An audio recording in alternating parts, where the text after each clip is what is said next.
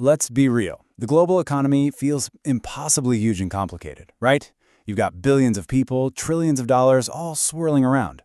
But what if I told you we could break that whole thing down into just 5 simple pieces? That's what we're going to do today.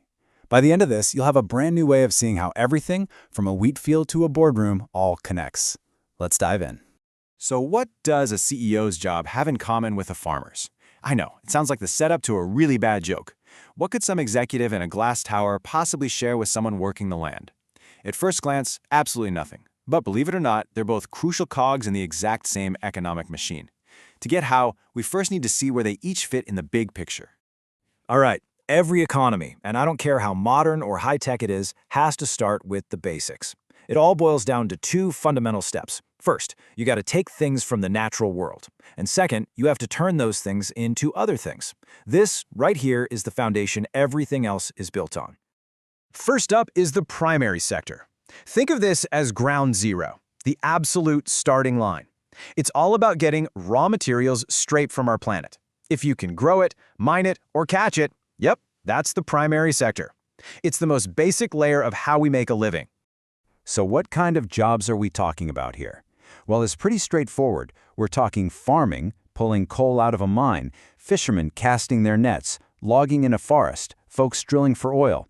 These are the jobs that give us the literal raw ingredients for, well, pretty much everything else. Okay, so you've got all these raw materials. Now what? You have to make stuff out of it, right? And that brings us to the secondary sector. This is basically the economy's factory floor and construction site. It's the part that takes all that raw stuff from the primary sector and transforms it into things we can actually use. So, you take iron ore from a mine, you get steel. You take cotton from a field, you get a t-shirt. You assemble a bunch of parts, you get a car. You put up beams and walls, you get a building. This sector is the one that literally builds the physical world around us. Now, for a long time, I'm talking centuries, those first 2 sectors were pretty much the whole story. But then a massive change happened. A huge pivot that we call the service revolution. And this, my friends, is where most modern economies live and breathe today. Welcome to the tertiary sector, which you almost certainly know as the service industry. And here's the absolute key. It's a shift from making goods to providing services. It's not about making a thing you can hold, it's about doing something for somebody else. You bump into this sector a dozen times a day. The person who sells you groceries, the bank that handles your money, the doctor you visit, your kid's teacher, even the streaming service you're going to binge tonight, it is all part of this gigantic service economy. So just how dominant is this shift to services? Think about this number for a second. The service industry is the #1 economic engine in 192 countries. That's not just a trend. That is, for all intents and purposes, the entire planet. But wait, the story doesn't stop there. As economies get even more complex and mature, we start to see new sectors pop up that are less about physical work and more about ideas and control. This is the rise of the knowledge economy, the real brains of the whole operation.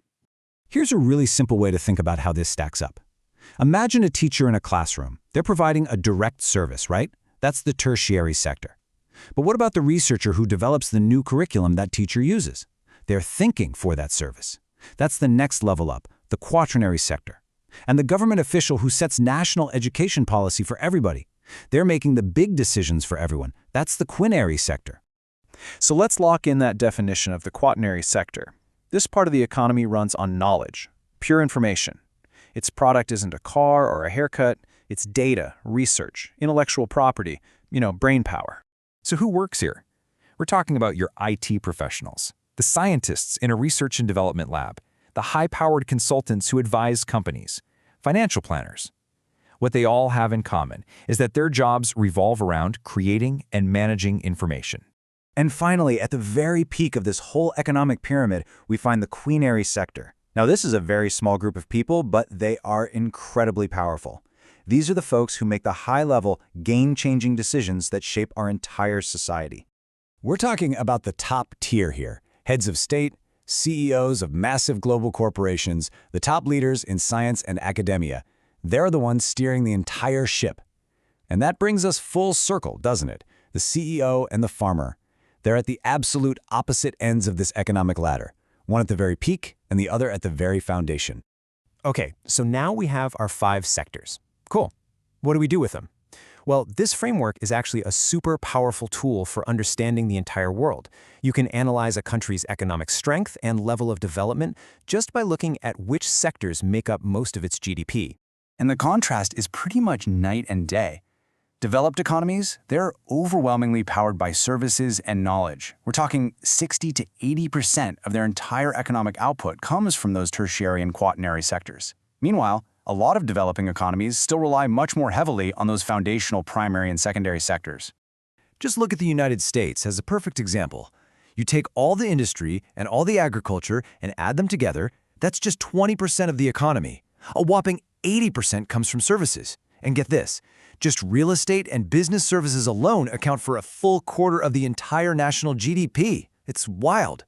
But it's not like the whole world is just services now. Oh no, China is still the undisputed heavyweight champion of the secondary sector when it comes to sheer value. And then you have countries like Guyana and Saudi Arabia, which are so rich in resources that industry, fueled by oil and minerals, makes up a massive chunk of their economies. And you absolutely cannot underestimate the power of pure knowledge. It might seem harder to measure than a ton of steel, but this statistic is really telling. In the world's most developed economies, these brain power industries now account for nearly 40% of all economic activity. The big takeaway here? Ideas are becoming just as valuable as physical things. All right, we've looked at the big picture, from global trends all the way down to individual countries. Now, let's bring this whole model home and make it personal. So take a second and really think about it. What about your job, or the jobs of people in your family? Where do you fit in? Are you pulling something from the earth? Making something? Providing a service? Working with information? Or making the big decisions? This framework gives you a totally new way to see exactly where you plug into the global system. And that brings us right to our final thought. This 5-sector model has evolved over centuries.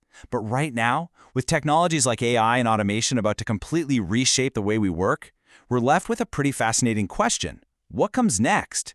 What will the 6th economic sector be?